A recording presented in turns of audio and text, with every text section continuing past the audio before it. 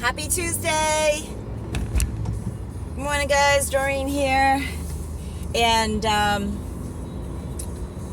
so I have been preparing my blogs ahead of time. I've changed my schedule a little bit. New job. Want to work out in the morning, so I'm not going to have all that time in the morning to do my blogs. So mixing up a little bit. And with that, though, now, so I don't remember what I've had scheduled for today's blog. I think it has something to do with change. And but I've also been listening to this Audible called Think Again. And I meant to look to see who the author was before I hopped on here, but I forgot. I had a couple of days off last week too, so it's kind of like throwing my schedule off. Yesterday and this morning I struggled with waking up at my normal time. So I was a little bit better today though. I didn't hit the snooze button. Yesterday I slept late, and today I ended up getting up 5 minutes after the alarm went up, but that's okay. It's all good. So anyway, I've been listening to this Audible called Think Again, and what it's about is knowing what you don't know. And a lot of us, we have this belief, or we have this conviction on something, and we stay closed-minded on it and don't even think about possible other theories, solutions, whatever. And it keeps us stuck. It keeps us from growing and learning. And a lot of it, it could be pride, ego. Nobody wants to admit when they're wrong. But the truth of the matter is that people that are successful, people that are very intelligent, challenge themselves constantly and admit when they're wrong, and actually look at that, try to prove themselves wrong, look at that as, instead of a negative, a positive.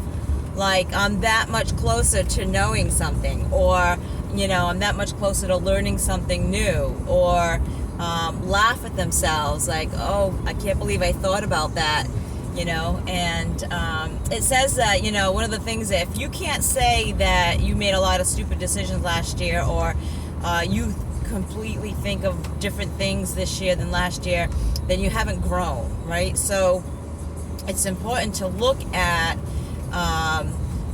what your beliefs are, what your hypothesis is. And in psychology, what they actually do is they try to disprove their hypothesis. So it's always trying to find fault with it. And then when they have like peer reviews, they have other psychologists, other scientists duplicate their research. They're trying to prove that first scientist wrong. And that's how you improve, and that's how you grow, and that's how you learn new things. It's through the mistakes. It's through admitting you're wrong. It's disproving old beliefs in what is this guy doing? Oops. Okay. And I think a lot of us, we get that negative connotation that it's not a good thing, to be wrong, and it's not a good thing to. Sorry, I'm using this as a mirror. I was just checking my hair. It's not a good thing to change your beliefs or switch sides and go to another team, right? So, a lot of us, and I'll speak for myself, like a lot of times, like when I've said something, this is my opinion, and I personalize it, I stand by it, and I'll defend it to the end. I keep my mind closed to the possibility of learning something and growing and finding, fault with it, because that's how inventions are made, right? That's how new systems are built, improved, is finding out what is wrong with one thing so we can improve upon it. If we think everything is right and good, nothing's going to change, because why try to improve on something that's perfect, right? So it's good to always try to improve.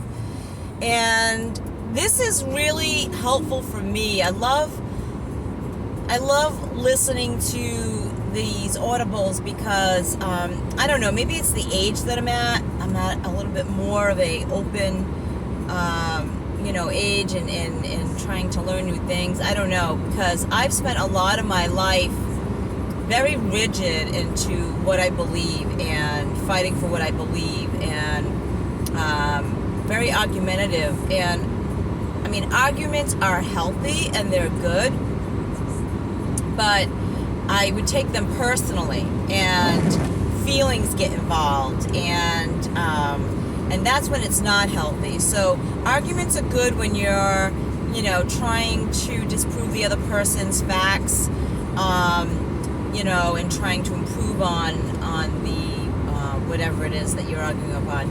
When you start criticizing the other person personally,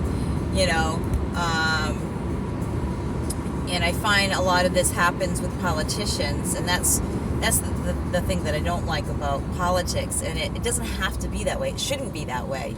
Like, we have different belief systems, and we want to make a better country. So let's argue about the different points of view, not criticize personalities or character defects. But anyway, that's a subject for another day.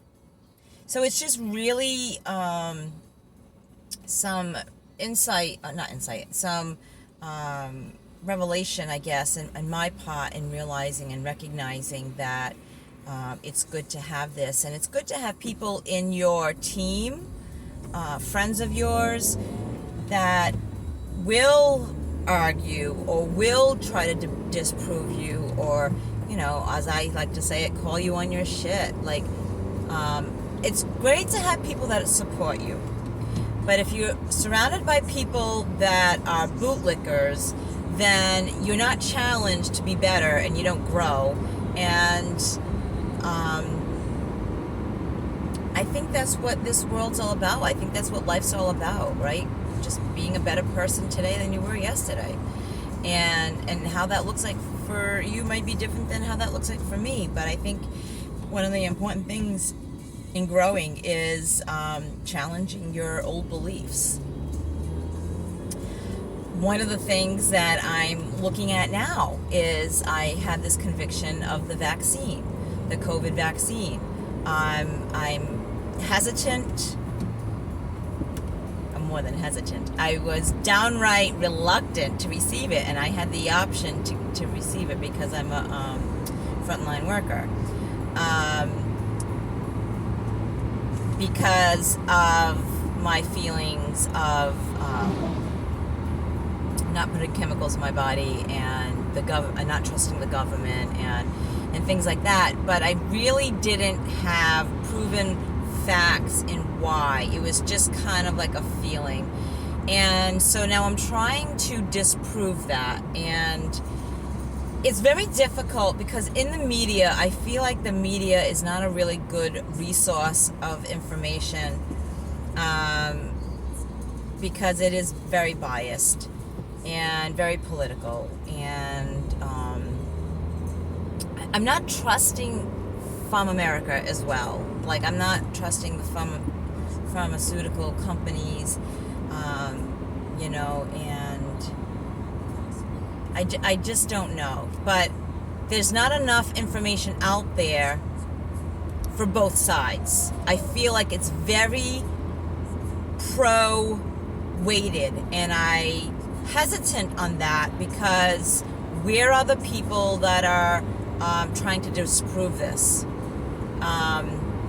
And it's, again, knowing what we don't know. And they're saying they don't know the long-term effects of this thing. So why are they so for it?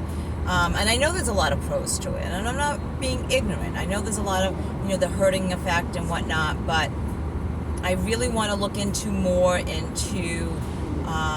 learning more, not through media, through science, to either prove me wrong or support what my beliefs are. So, that's what I'm trying to do now. Wow, there's traffic. Okay, didn't anticipate that. I might have to go another way next time. So, interesting points to ponder.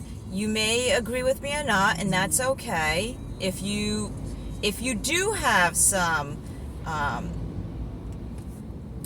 arguments on for or against the vaccine, please leave a